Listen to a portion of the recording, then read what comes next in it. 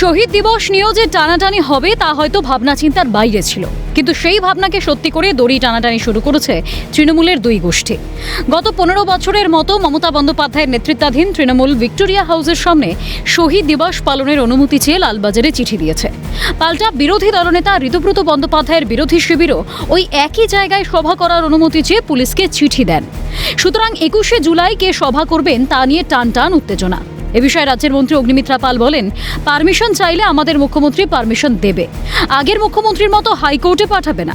তারা কোন প্রতীক রাখলো, 21শে জুলাই তারা কোথায় করলো, কে পারমিশন চাইলো, এটুকু বলতে পারি যে যদি পারমিশন চান আমাদের মুখ্যমন্ত্রী পারমিশন দেবেন। আপনাদের মুখ্যমন্ত্রীর মতো হাইকোর্টে যেরকম আমাদেরকে পাঠিয়েছিলেন একটা ব্লাড ডোনেশন ক্যাম্প করতে গেলেও, আন্দোলন তো দূরের কথা, আমাদের কাছ থেকে কিন্তু সেই রকম বিহেভিয়ার আপনারা পাবেন না। 1993 সালে মমতা বন্দ্যোপাধ্যায়ের আন্দোলন, সেই সময় মমতা বন্দ্যোপাধ্যায়ের সৈনিকরা শহীদ হয়েছিলেন। সেই থেকে মমতা বন্দ্যোপাধ্যায় শহীদ দিবস পালন করে আসছেন। তাই 4 আনা নকুলদানা কি বলছে তা নিয়ে ভাবছি না, এমনটাই দাবি তৃণমূল বিধায়ক কুণাল ঘোষের। 1993 সালের 21শে জুলাই মমতা বন্দ্যোপাধ্যায়ের আন্দোলন, মমতা বন্দ্যোপাধ্যায়ের সৈনিকরা তারা শহীদ হয়েছিলেন। ফলে সেই শহীদ তর্পণটা তো মমতা বন্দ্যোপাধ্যায় প্রতি বছর করে আসেন। যারা ত্রিসীমানায় ছিলেন না, কোথাকার কোন চারানা নকুলদানা কি বলল সেসব নিয়ে আমরা ভাবছি না।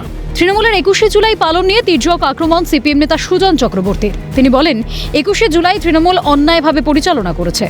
21শে জুলাইটা তৃণমূল অন্যায়ভাবে পরিচালনা করেছে, পাড্ডু ড্যান্স দিয়ে শুরু করেছে। আমি এর আগে বলেছিলাম 21শে জুলাই দিয়ে সরকার যেহেতু কমিশন করেছে, সরকারের কমিশনের রিপোর্টটা প্রকাশ করুক, না প্রকাশ করে 21শে জুলাই তৃণমূলের পক্ষ থেকে কর্মসূচি করা উচিত না। ফলে তৃণমূল তার রাজনৈতিক মনোভাব থেকে 21শে জুলাই করেছে, যেটা করার মতো ওদের যুক্তিসঙ্গত কোনো যোগ্যতা ছিল না। 21শে জুলাই কংগ্রেসের থেকে চুরি করেছিলেন মমতা বন্দ্যোপাধ্যায়। এরা এখন চোরের উপর বাটপাড়ি করছে, দাবি সুকান্ত মজুমদারের। 21শে জুলাই অ্যাকচুয়ালি ছিল হচ্ছে কংগ্রেসের কাছ থেকে মমতা বন্দ্যোপাধ্যায় সেটাকে চুরি করে নেন, নিয়ে তৃণমূল কংগ্রেসের 21শে জুলাই করে ফেলেন। টিএমসি মার্ক্সবাদী, আর একটা টিএমসি টিএমসি কালীঘাট। এবার কে কোনটা নেবে তাদের বিষয়, কিন্তু এটা বোঝা যাচ্ছে মমতা বন্দ্যোপাধ্যায় 21শে জুলাইটা কংগ্রেসের কাছ থেকে চুরি করেছিলেন, আর এরা এখন চোরের উপর বাটপাড়ি করছে। তো চোর আর বাটপাড়ের কারবার, এর মধ্যে আমরা নেই। কে পালন করবে 21শে জুলাই, কার মিলবে অনুমতি, তা নিয়েই জল্পনা শুরু।